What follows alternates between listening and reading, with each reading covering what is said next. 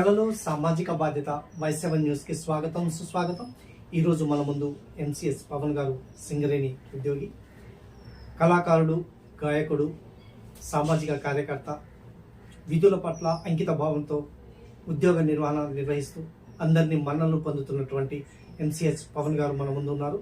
వారిని అడిగి అనేక అంశాలు మనం ఇప్పుడు తెలుసుకున్నాం.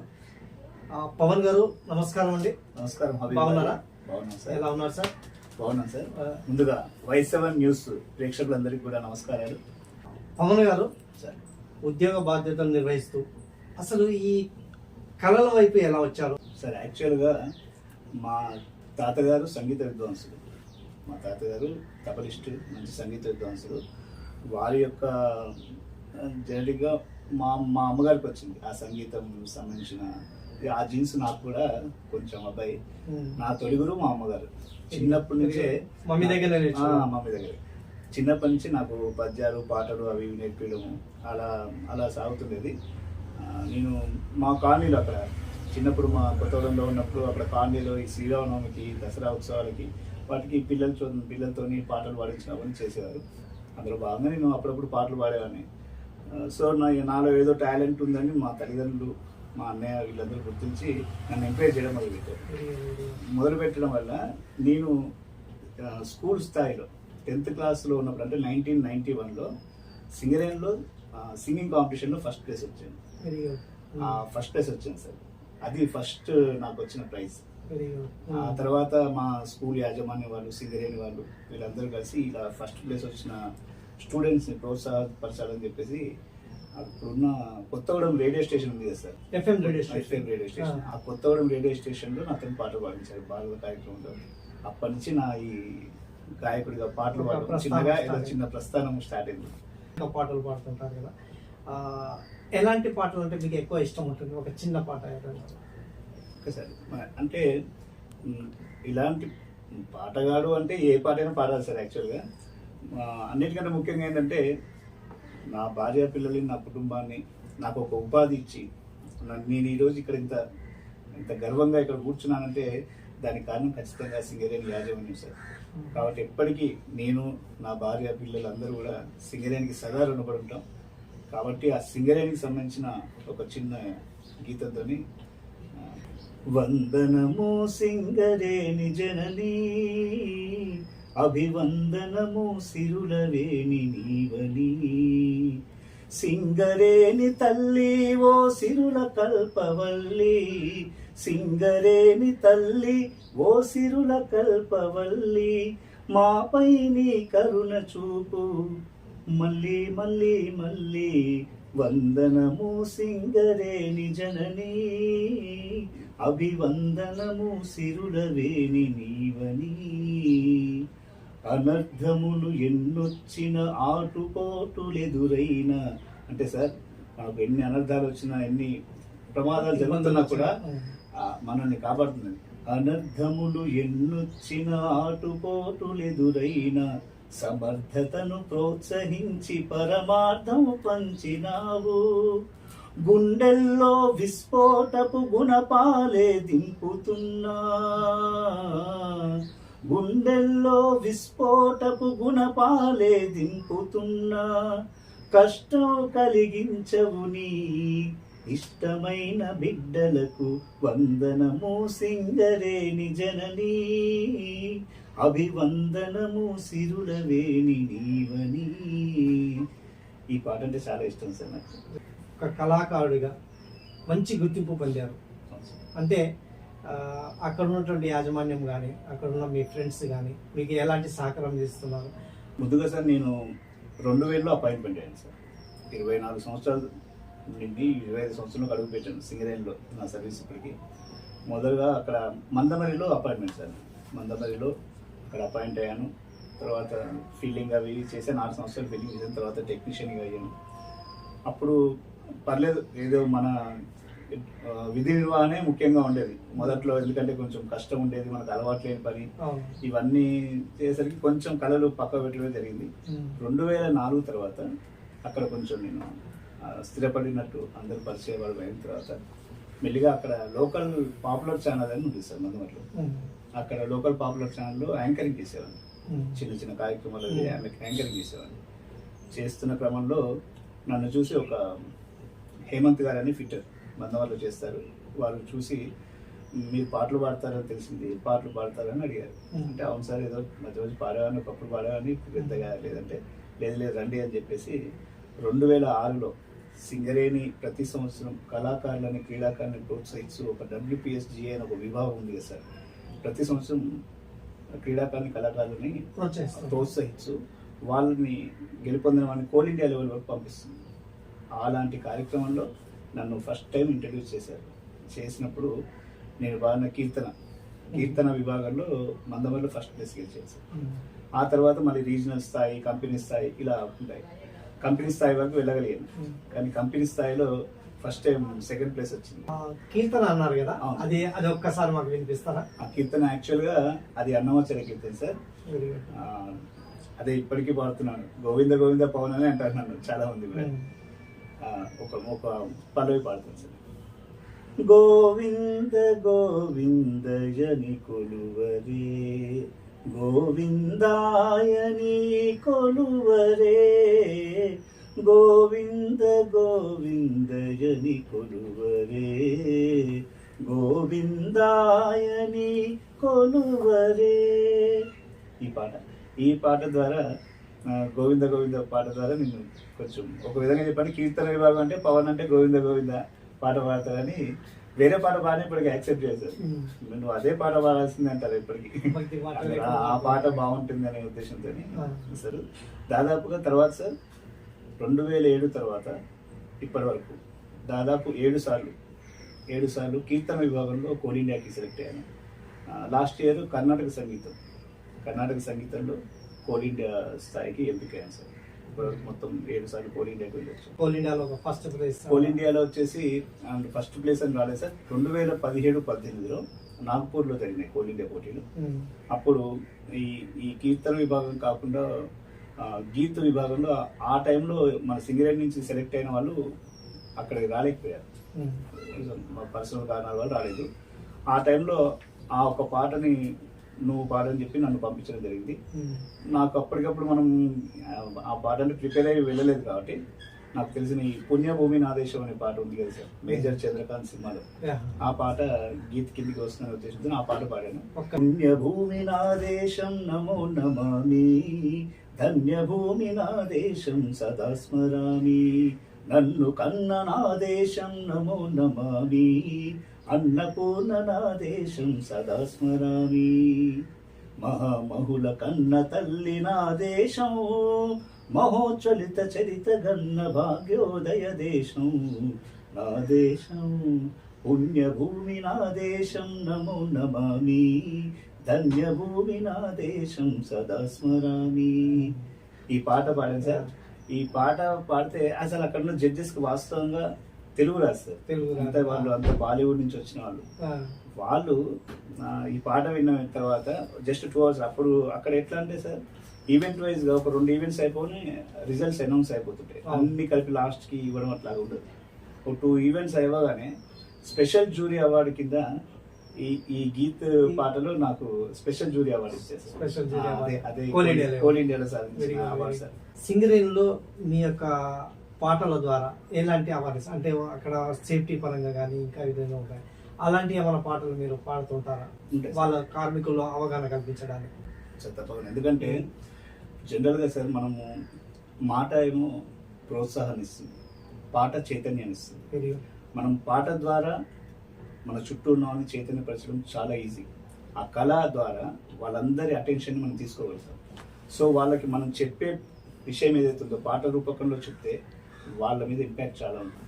మీరు ఒక సింగర్గా మీ యొక్క విధుల్ని ఆటంకం కలిగించకుండా మీ యొక్క కళని యాజమాన్యం ఎలా ఉపయోగించుకుంటుంది ప్రతి సంవత్సరం?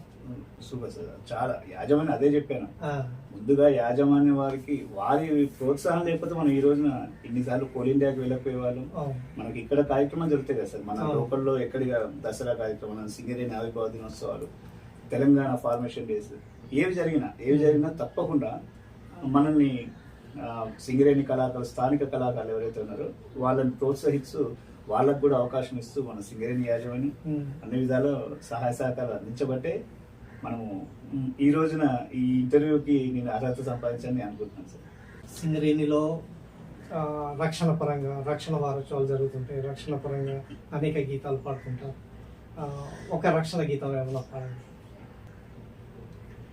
ఎగిరింది ఎగిరింది మన రక్షణ జెండా, ఎగురుతుంది చూడు కార్మికుల గుండె నిండా.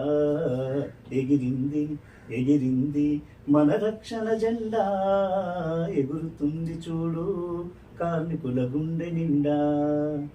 ఇలా అన్ని పని స్థలాలను చూసుకోవాలని, అవేర్నెస్ మన వర్క్ పరంగా ఎలా ఉండాలని చెప్పుకుంటూ చాలా చాలా గీతాలు పాడుతూ ఉంటారు సార్. సామాజిక బాధ్యతగా పర్యావరణం మీద కూడా చాలా అవగాహన కార్యక్రమాలు నిర్వహిస్తుంటారు. అలాంటివి కూడా ఏమైనా పాటలు మీరు పాడుతుంటారు అవగాహన? అవును సార్. ఇప్పుడు మనం ఏంటంటే సార్, మనం ఇప్పుడు ఓపెన్ క్యాస్ట్ అండర్ గ్రౌండ్ అంటే ఓకే, సేఫ్టీ పరంగానే మనం పెద్దగా భూమిని విచ్ఛిన్నం చేయము.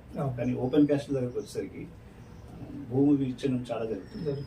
అటవీ శాఖ ప్రదేశాల్లో మనం ఓపెన్ క్యాస్ట్ చేయడం, అయినా సింగరేణి వారు మళ్ళీ మిగతా అంతా ఫిల్ చేసుకుంటూ మొక్కలు నాటుతూనే ఉంటారు. అనేక లక్షల మొక్కలు ప్రతి సంవత్సరం అనేక లక్షల మొక్కలు నాటుతూనే ఉంటారు. మళ్ళీ ఓపెన్ క్యాస్ట్ తీసింది ఓవర్ బర్డెన్ వేసుకుంటూ మనం ఫిల్అప్ చేసుకుంటూ వస్తూనే ఉంటారు, నాటుతూనే ఉంటారు.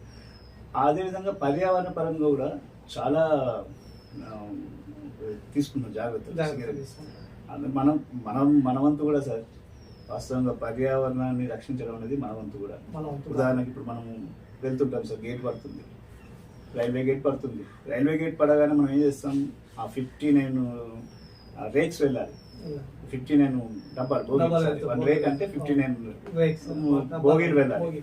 ఆ వెళ్ళేదాకా మనం ఏం చేస్తాం, జనరల్గా కొంతమంది అయితే బండి ఆన్లోనే పెట్టేస్తారు. ఆన్లో పెట్టేసి మాట్లాడడం, ఫోన్లో మాట్లాడుకోవడం చేస్తాం. మనం అక్కడ ఆ కీ ఆఫ్ చేస్తే ఆ ఇంధనాన్ని, పర్యావరణాన్ని రెండింటిని కాపాడిన వాళ్ళు.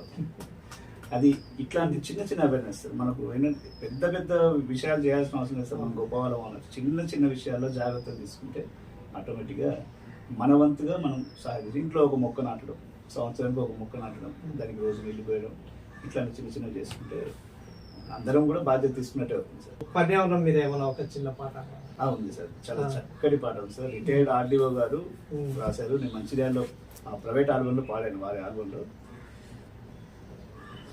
ఆలోచించు ఆలోచించు ఆకుపచ్చగా, నువ్వు ఆచరించి అమలు పరచు మనస్ఫూర్తిగా. ఆలోచించు ఆలోచించు ఆకుపచ్చగా, నువ్వు ఆచరించి అమలు పరచు మనస్ఫూర్తిగా. భూమి గాలి జలాలు పచ్చనైన వనాలు పరమాత్ముని రూపాలు. భూమిలోని ఖనిజాలు సహజమైన వనరులు ప్రకృతికే చిరునామాలు. ముందు చూపు లేకుండా అడవులన్నీ నరికితే భూమంతా ఎడారిమయం. హద్దుపద్దు లేకుండా వనరులన్నీ వాడితే భవిత బ్రతుకే అయోమయం. అందుకే ఆలోచించు ఆలోచించు ఆకుపచ్చగా, నువ్వు ఆచరించి అమలు పరచు మనస్ఫూర్తిగా. పవన్ గారు, కళాకారులు అంటే ఏదో సినిమా పాటలు పాడాలి, ఇండస్ట్రీలోకి వెళ్ళాలి, అలా ఇలా అని అనుకుంటాం కదా. మరి ఎప్పుడైనా ఇంత మంచిగా గొంతు ఉన్నది మీకు, ఎప్పుడన్నా అటు సినిమాల వైపు వెళ్ళాలి, ఇండస్ట్రీ వైపు వెళ్ళాలనే ఒక ఆలోచన ఎప్పుడన్నా వచ్చిందా? ఉంటుంది సార్. అంటే మీరు అన్నట్టు గాయకుడిగా కాకుండా నటుడిగా, నాకు ఈ గాయకుడిగా ఎంత నాకు ఇష్టమో అది నటన అంటే కూడా ప్రాణం సార్. నటుడిగా నేను ఎస్టాబ్లిష్ అవ్వాలనే ఉద్దేశంతో 2004లో అంటే ఈ ఉద్యోగం చేస్తుండగానే హైదరాబాద్ వెళ్ళి సినిమాల్లో ప్రయత్నాలు కొనసాగించాను. అప్పుడు ఒక ప్రముఖ డైరెక్టర్ దగ్గరనే స్క్రిప్ట్ రైటింగ్ కూడా రాశాను. ఒక 1 year ఉన్నాను. ఉన్న తర్వాత అప్పుడు మా పాప కూడా పుట్టింది. ఒక 1 year అక్కడ స్పెండ్ చేశాను సార్. ఎటువంటి అవకాశాలు ఇంక వస్తాయని చెప్తున్నారు తప్పితే ఇంకా రాలేదు. అప్పటికి రాకపోయేసరికి నాలో అప్పుడు కొంచెం భయం మొదలైంది. ఏంటంటే ఇటు ఉద్యోగం డ్యూటీస్కి యాబ్సెంట్ అవుతుంది, ఇటు ఈ కళారంగంలోకి వెళ్ళాలని ఉద్దేశంతో సినిమాల్లో అక్కడ ఉంటున్నాను. కానీ అక్కడికి వెళ్ళిన తర్వాత తీరా సక్సెస్ అవుతామో లేదో తెలియదు. ఎందుకంటే అదృష్టం ద్వారా సక్సెస్ అయ్యే వాళ్ళు 0.001% మాత్రమే అక్కడ.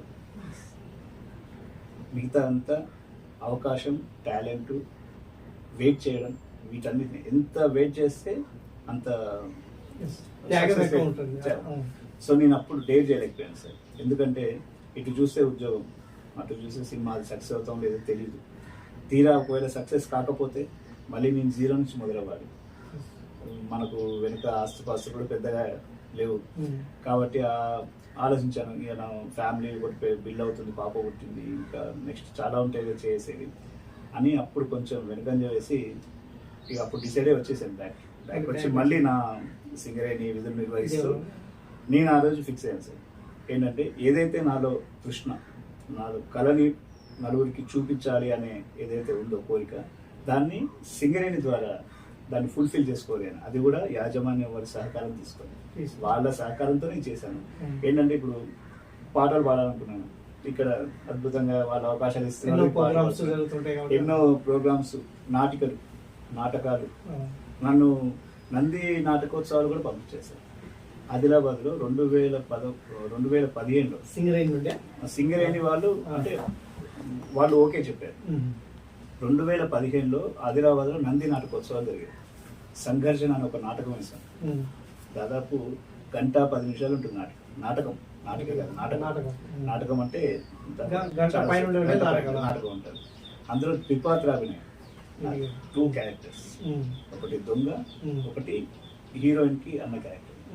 ఈ 2 క్యారెక్టర్స్ చేస్తే అప్పుడు అటవీ శాఖ మంత్రి ఉన్న జోగురామన్న గారు అక్కడికి వచ్చారు.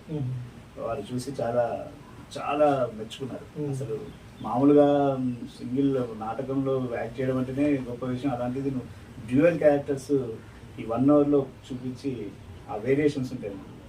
ఆ దొంగ అనేవాడు కొంచెం తాగుబోతూ, కొంచెం విలనిజం ఉంటుంది. ఈ హీరోయిన్ అన్నేమో మంచి సాఫ్ట్ క్యారెక్టర్, శ్రీమంతుడు, మంచి పాష్గా ఉంటాడు. ఈ 2 వేరియేషన్స్ మనం చూపించగలరు స్పాంటేనియస్గా. అలా చూపించేవారు. ఆయన చాలా మెచ్చుకొని అతను ఒక అవార్డు కూడా ఇచ్చారు. ఈ నాటకోత్సవాలలో అవార్డు కూడా ఇచ్చారు. మాకు 2nd ప్లేస్ వచ్చింది సార్.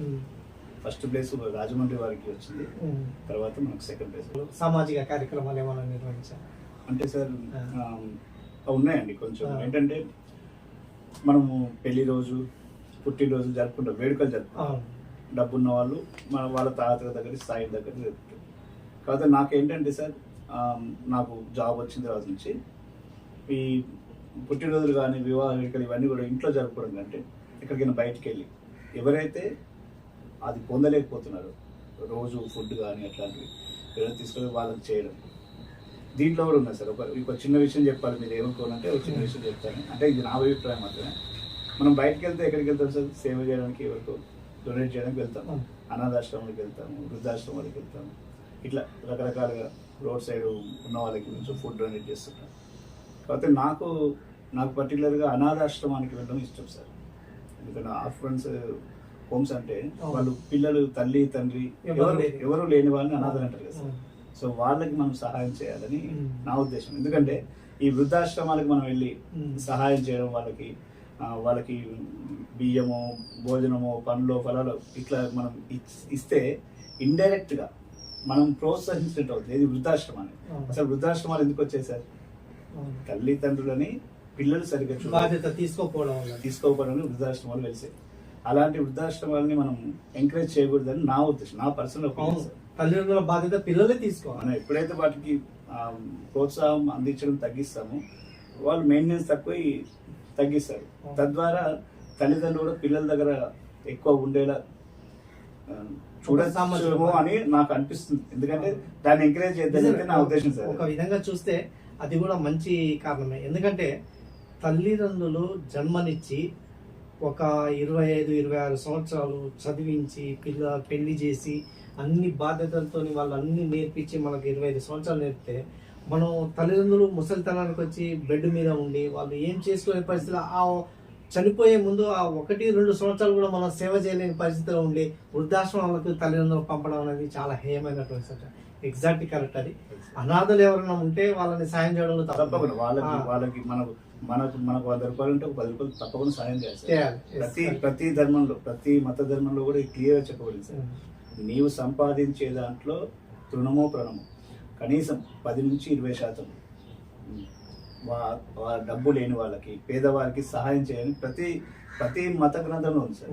అది మనం ఫాలో అవ్వాలి. తప్పకుండా ఫాలో అయితే ఖచ్చితంగా మనం మంచి సమాజాన్ని నిర్వహిస్తాం, మంచి సమాజాన్ని చూడగలుగుతాము.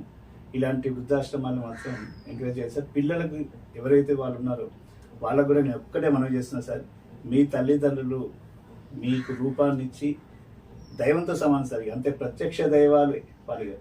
తల్లి తండ్రి ప్రత్యక్ష దైవం సార్. వాళ్ళని చూసుకొని మన జన్మ వెళ్దాం సార్.